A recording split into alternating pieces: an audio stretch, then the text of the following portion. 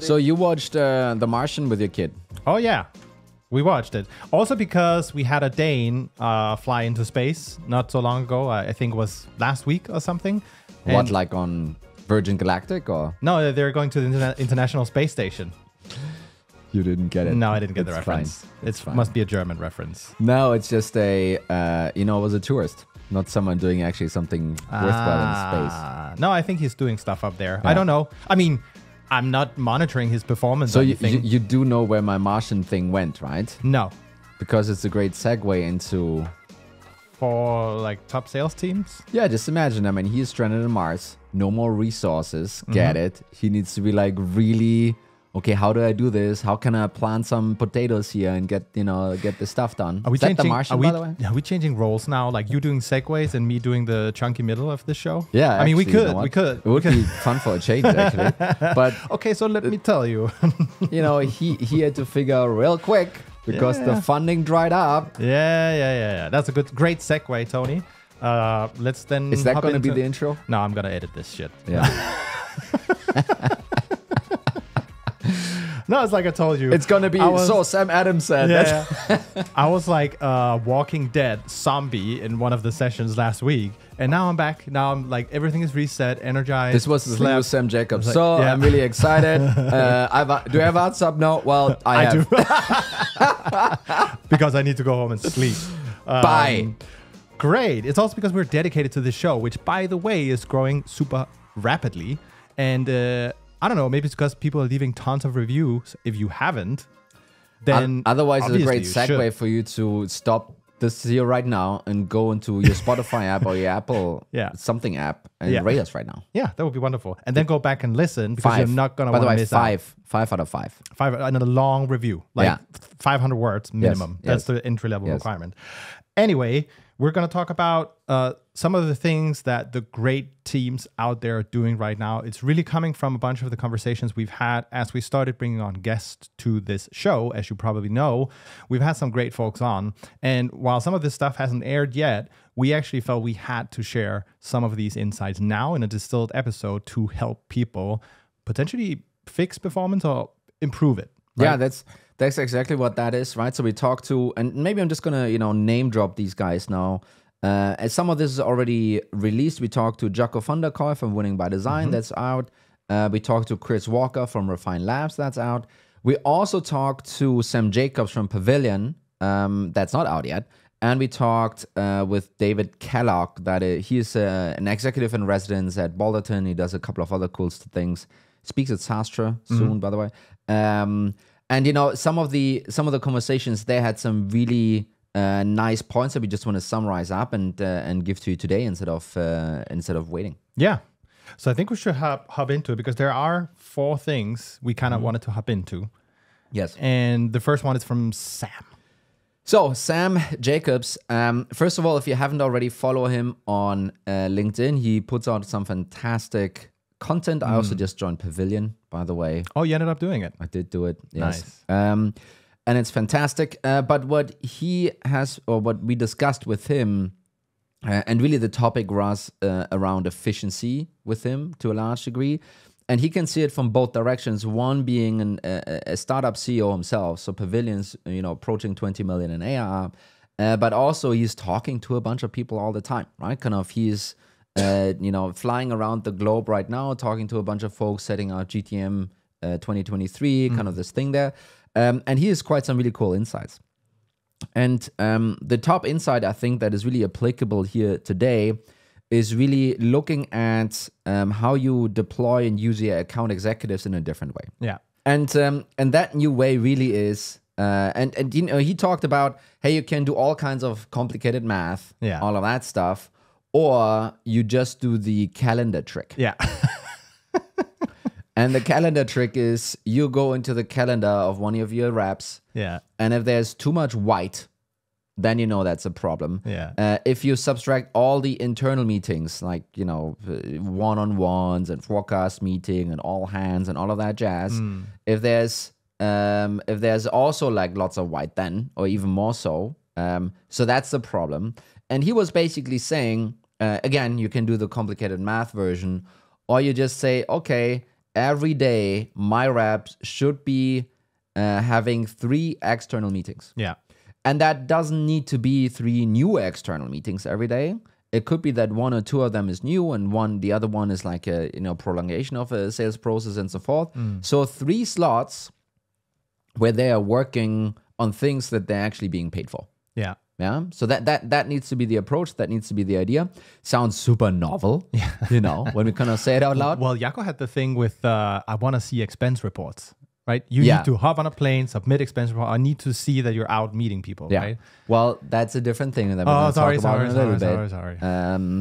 But the in Sam's world, right? It's to a large degree overlapping with some of the things that we've been talking about. Yeah. It's not that you hire more AEs and then magically more money appears.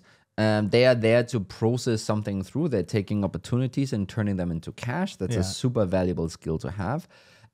But really, when you take this calendar approach, it actually should be allowing you to figure out, well, do I need all of those folks?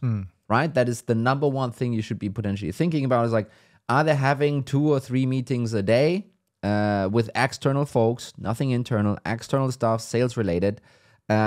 And if the answer is no, then there might be an opportunity for you to actually shrink the team, or increase pipeline without adding to the team, delaying a hire or something like that.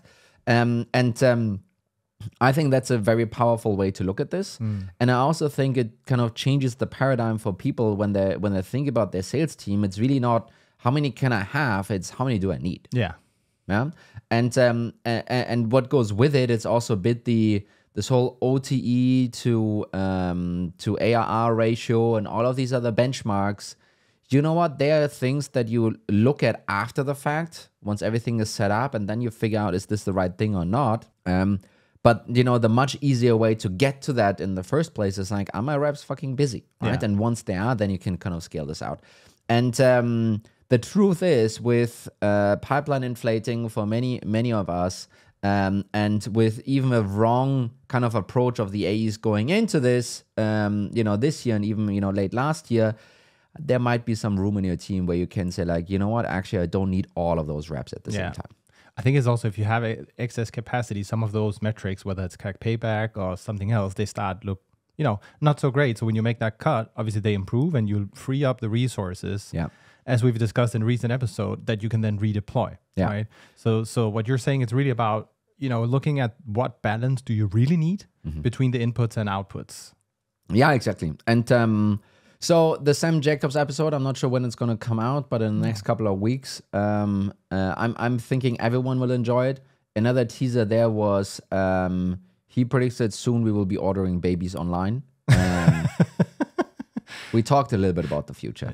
That came out there as well.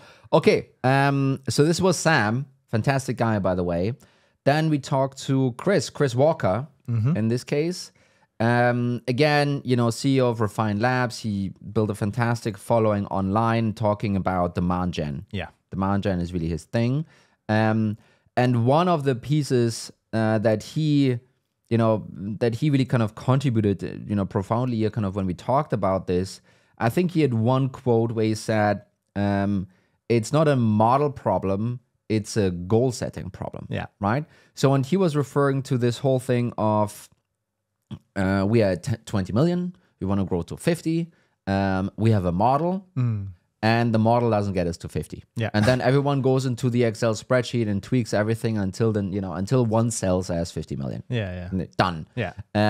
And he's basically pointing out, well, and in his case, right, he is he's a CEO, obviously, but he still kind of goes to clients and kind of helps them figure some of that stuff out. And he sometimes needs to be the bad news bear. And it's like, well, no, just because you wish it to be 50 million doesn't make it true. I'm sorry, it just won't, right? And it was really fun him pointing out it's not a model problem. It's not the model's fault that it doesn't get you to 50. It's the goal to begin with that's a problem, right? And I think this really was an outcome of our conversation where we asked him about, well, where do you think this MQL thing is coming from, right? So one of his big things is, hey, you should be investing not in demand capture too much, right? So things like Google Paid and so forth. They're like Very demand bottom captured, funnel. very bottom funnel, right? You pour more money in, but there's not more coming your way. So instead, you need to, take this money and go somewhere else, right? And some of the symptoms of doing it the wrong way is really have those hundreds of thousands of MQLs that are each converting, 8% of the time or less. Yeah. But for that to happen, you need to employ hordes of SDRs that are plowing through those, thousands of leads to, book one meeting from, 100 or 200 or whatever it's going to be. And then, once you have that meeting, they don't convert into revenue anyway, right? So if you think about that funnel, first of all the money that you spend on those ebook downloads and, the white paper, Google paid search promotion, that turning into lots of kind of trash leads. And then you deploy all those folks working through this. You can just see how this is adding up a lot of cost that is not leading to much money in the end. And I think to make it very real, I was looking at a colleague over the shoulder who did a GTM analysis not so long ago. And you saw basically an unblended funnel where you had the regular inbounds, so demo requests and all that went fine, good processing metrics and everything. But then lo and behold, there was, another stream of, air quotes, inbounds, which was, webinars and stuff like this. And this was like equal to the other amount of, so we're talking 10,000 of each, right? And they got, I think 50 meetings out of that. And I was just dumbfounded because one thing is you spend a truckload of cash getting those leads. But then when you start peeling, the onion a bit and look deeper, you could see that they didn't have specialized, inbound roles to tackle those. So they were just being passed to outbound SDRs and their efficiency was just, immensely low. So the unit economics were terrible. No, but the thing is, if you look at it through the channel lens of, let's just say that stuff comes from Google search. If you look at it through that lens, you will actually not see what's going on. You need to kind of, at the same time, you need to blend it into the different CTAs, follow them through, see what their conversion rates are. And then you might be able to actually kind of see this out. And that was a cool thing. So this is a really cool team that we're working with. They're super sophisticated already. But by showing that to them like this, there was a little bit, I think, we kind of knew that was going on. But good to see it right now. Right? But I think it's also what you sometimes fail to realize is the collateral damage it causes, right? One thing is you're wasting money in the top funnel, but also downstream impact on sales. To Chris's point, it's taking away their time from working on those ICP, great fit accounts that they should be working on, right? And so it's not just bad math in marketing, it also impacts sales. And to be clear, I think people should create white papers and gate them or not gate them, do webinars, gate them, not gate them. It's not about that. The tactics are correct.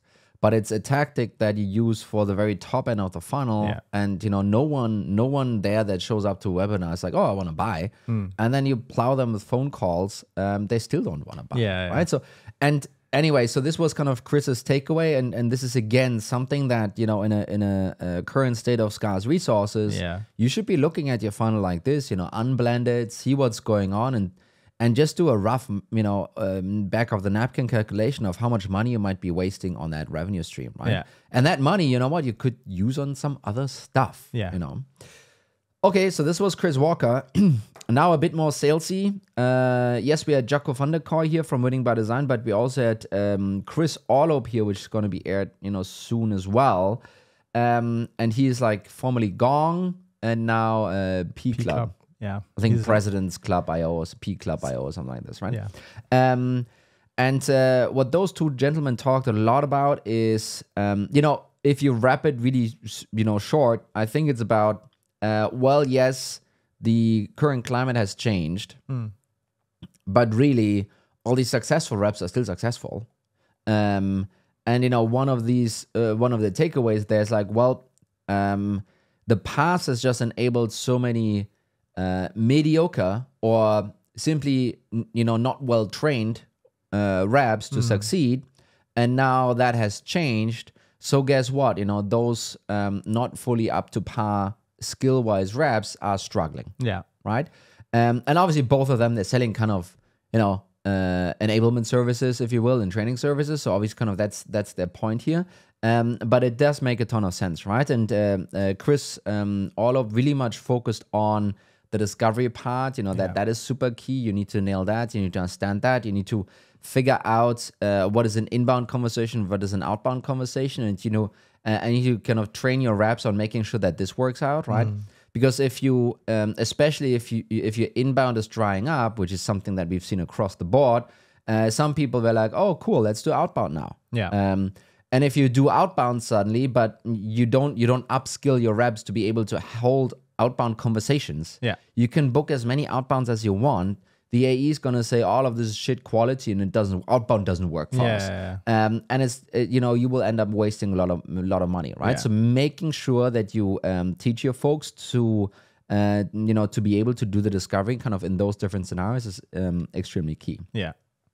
And I think then Jacko was also talking about the expense report thing. Yeah. So which is a little bit, it comes, I think, a little bit from this approach of hey, AI, lots of emails being sent. There's no barrier anymore to just blast everyone. And his point, and to a degree also Sam Jacobs' point, is like, see more people face to face. Yeah. Stand out. Fly there. And that's where Jacko's expense report is coming from. It's like, you need to see those people, and obviously then you're going to incur some expenses. And we were challenging him a little bit, and we're like, well, maybe this is a cool solution for those 50K enterprise tickets that you might be selling. But what about the rest of us? The sub 20, sub 10, we're even struggling sometimes to have an SDR motion running, and now you want to have our reps fly out? That's ridiculous. And his answer was both like, well, try and get your ACV up. It's like, thanks. Yeah. I'll work on that. But the other thing was also, well, you don't just take one plane and stay one night in an hotel and fly back for one client. You need to just, package it up. You need to see multiple of them. You have breakfast with one, dinner with the other. You go jogging with the third and stuff. And there are different ways to load, face-to-face engagement into kind of a travel kind of thing, right? I think the cool point was also like, hey, you need to pick. If we believe that the skill set is the issue, that's where you need to go and work, and you need to pick one area that you work on in a sprint to improve it, and then you can move on to the next, right? Just pick. You don't start everything, right? You don't start working on all the dimensions of sales. Yeah. And I think also some of the bits we talked about is, a new rep starting out of school, and all they get is a laptop, maybe a phone, and then some swag, and it's like, good luck. Yeah. And then the training is the kickoff. Right, that's the kickoff. No, the training is the login to Gong. Go listen to some calls. And I mean, that's just not gonna cut it, right? Yeah. And I think we've been used to that working. We've been used to that, but it's not anymore. Yeah. So go listen to the Yako episode and watch out for the Chris Orlopp. So next one, Dave Kellogg. Yeah. So he's a funny and funky guy, and we were asking him some. It was actually he's kind of an ex CMO. He was CMO of, what is it called again? It was I can't remember now. Business Logic. Business Logic. Yeah. He was the CMO of Business Logic, and he took it from he said 10 million in ARR to $1 billion in ARR. Yeah. Not this capitalization thing, not this valuation thing, no, in revenue. Yeah. And then later he was the CEO of a couple of other teams actually. So kind of he's a cool CEO, CMO perspective on things. And we were actually asking him because, I mean, he's an experienced dude. Yeah. Which means he went through the .com bubble. Yeah. He went through the 08, 09 thing. Yeah, and now kind of this one here. And maybe some in between that I forgot. So he has seen a couple of those things before, and we're asking him like, hey, what are your learnings from all of those crises that apply now? How should people work through this? Yeah, right? And obviously we're in the middle of this, so some people have figured this out already. But he had he's also so American. He had this, this parking lot approach. Yeah. Where you basically fire your whole company. Everyone is, being, pushed out to the parking lot. And then you're going like, okay, whom do we want to have back? Yeah. I think he put it a bit softer, but yes, that was the essence. He's a bit more eloquent than I am. And he was applying the same thinking to marketing in this case. Yeah. And he basically said like, okay, tomorrow you're gonna fire all of your campaigns. Yeah. Like you're gonna, stop everything. Yeah. Your newsletter, your book a demo, your book a webinar, whatever. You're gonna stop all of it. What do you want to have back? Yeah. Right. And then he was talking about this onion approach. What is the core? What works all the time, and that we can bet on. We know it works. That's the stuff you put in, back first, and then as you go out on the layers, you basically have this realization that, okay, and now I'm out of money. Yeah. And what was really cool, I've never seen this used like this before. He referenced a wish list. So there's a GTM wish list that every GTM leader kind of can put things on. Literally, this is how you and I manage our kids. Yeah. It's like, I want to have the car. Yeah. No, well, put it on the wish list. Yeah. And then he said, well, we can't afford this right now. But if you're able to beat the plan, then we collectively can go to the wish list bucket. Yeah. And we can take something out. You know what? I think this is better incentive than any money on the planet that you send to your people in terms of commission checks or something like this. Yeah. It's like, oh really? I can have my podcast. And it's a really cool approach. And obviously the key here, the efficient bit, is really have and I think in accounting it's probably called zero budget approach. Let everything go and then figure out what you actually really want to have back, instead of this, loss aversion triggered. I don't want to lose this. I don't want to get over this by pushing it out and then pulling it back. And specifically for marketing, kind of look at the whole thing that you have set up, and then instead of figuring out what you want to cut first, figure out what you want to have back first and what you want to have back last. I think it's also an important exercise. Like I've gone through that myself, where if you look at the team, you will go, oh no, I can't. I need to keep Greg because I like Greg. We don't have anyone Greg working here, by the way. No, exactly. But if you just look, okay, this is what I have. What do I really need? Then it really changes things, because then you might realize that, hey, you actually need something that you don't have on the team. And then once you've done the exercise, you can look at the team that you have and say, hey, okay, and I think this was one of his points, maybe, can you move someone actually, right? And I think it kind of changes your mindset and removes some of those potential biases that you might have when you just look at the numbers and kind of put everything out on the parking lot. So I think was definitely a great one. Yeah, no, exactly. And on that one, actually, I think there's, and this is maybe, part of a customer story potentially. I think it's really important in this parking lot approach and this overall approach to, number one, not only look at the different channels that you have to this previous example, but also not only look at your ROAS, so return of ad spend. Because if you have a fairly sizable team below that, your fantastic ad spend, return of investment on that might still actually not be good in a fully marketing loaded CAC kind of world, right? So it's really important to, when you make this assessment, also the parking lot, what you want to have back, to look at it in a fully loaded fashion, in order to make true decisions, right? Otherwise, and I think this is the fallacy here. It's so easy to look at return of ad spend. It's so easy to do that, right? Here, this is the credit card bill here, and there's my tracking there. But really, the pieces that tie them together is the team, right? And all the other stuff that you spend on it. I think it's sometimes super easy to forget that in this kind of parking lot approach. I think it's also where sometimes people make the mistake that they take a metric you use to manage campaigns within a team versus let's look at the team performance, right? Then it's two very different things, because then you do need to account for all the costs and elements in there. But yeah, ROAS make total sense. If you are a team managing paid advertising and you need to make decisions across channels, then it makes complete sense to use that metric, right? But when you're assessing the overall team, different story. So, and since we still have a little bit of time on the clock, a bonus? I decided to add one more. Okay. Pablo Dominguez from Inside Partners. I think he's going to air later this week. Before this episode, probably. Before this episode. And he talked about the craziness of what continuous improvement can achieve. What everyone thinks is so boring. No, I know. I feel like I lost 20,000 listeners. people right now just by saying the word continuous improvement. So let's sell it. So I think the way to sell this is exactly how he started his book, or they started their book. I forgot who the co-author was. By talking, I mean, there's a bit corny about this whole, Formula One thing. Yeah. And Pablo, if you're listening, sorry. He also called it out himself. Yeah. I think. But really, really cool. Really cool. They gave one example about Formula One, which I felt in the book was mind blowing. We kind of recited it also on the show. So, back then in the 60s or something like this, and a while back, Formula One was already going. Yeah.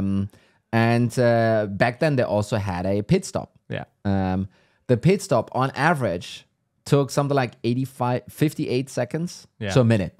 Let's say a minute. Yeah. Every pit stop took like a minute, right? Today, the average pit stop, and the way they have achieved this is by continuous improvement. Boring. But now the average pit stop is something like 3 seconds. Yep. And I think to make it even more key, he said when all the laps, all the races even are done, the difference from 1, 2, and 3, we're talking seconds. Yeah. So it matters. No, I mean, so he was talking about the, it's almost like the what do you call it in Tour de France? The general, you know this, you're Dane, you have like a Dane winning this twice now. Yeah, the Klassement. Yeah, exactly. The general classification, if you do this for Formula One about the whole season, they're a couple of seconds apart, really. Yeah. And those seconds that you shave off on the pit stop, they're really, really important. And the way they have achieved this is not by, okay, we're today at 1 minute and tomorrow, boop, we're at 3 seconds. No, like they improved it a little bit and a little bit and a little bit, and the team got a little bit better, the technology got a bit better. I think they're now not gassing the carb anymore, but that wouldn't be a limitation anymore because it's so fucking fast anyway. But all of these little steps, boring steps, boring steps, they added up over time, leading, what is it, a 95% improvement or something? Yeah. It's insane. Yeah. And if you want this happen to your company, well, continuous improvement, that's the thing. But I think it's also where people sometimes get lost in this is just realize the massive competitive advantage. If you're, let's say from just customer signing to being successfully onboarded, if you beat the average, that is massive. If you have a faster sales cycle, that is massive. And, just it means you can go and buy cheaper. The actual example that we chewed through on the episode, I don't want to take too much away now. No. But it really was, I think it was the gain side example. And they basically decided, okay, we want to shorten our sales cycles and we want to shorten our delivery times, our time to value. By what? 50%. So Nick Mehta waltz into, I can see it in front of my eyes. Nick Mehta waltz into a meeting, says, folks, it's going to be 50-50 on both sides. Yeah. And you know what? They pulled it off. Pablo is going to talk about, that a little bit more. But the thing here is not that, theoretically, we're now so much more pipeline because we shorten everything. Actually, much more strategically, this enabled them to move into a different market. It enabled them to go from enterprise to mid-market and, larger SMB, of which they already had leads, of which they already had interest. Yeah. They just couldn't put the pieces together in order to service them in a proper way. And see there, they turned from, leads that they had to disqualify to leads that they could turn into money. That's also a thing for everyone out there. It's like, okay, how can I make more with what I have? Yeah. Well, figure out potentially how to, in this case, maybe go down market, but that will have big knock-on effects for the rest of the organization. Well, through continuous improvement, you can unlock those strategic moves, right? Yeah. And I think that was kind of pretty fascinating, listening to that story from Pablo there. Yep. So continuous improvement. I mean, we've talked about in so many episodes, we're still fans. QBRs, that's a way to unlock continuous improvement. Well, no one talked about QBRs. Sorry, can't put it on the list here. No, it's impossible. It's not what the great teams are. They're probably doing it, but it's not what was voiced. Yeah. Let's put it like that. Great. So let's bring it home then. So, if you got to here... Congrats.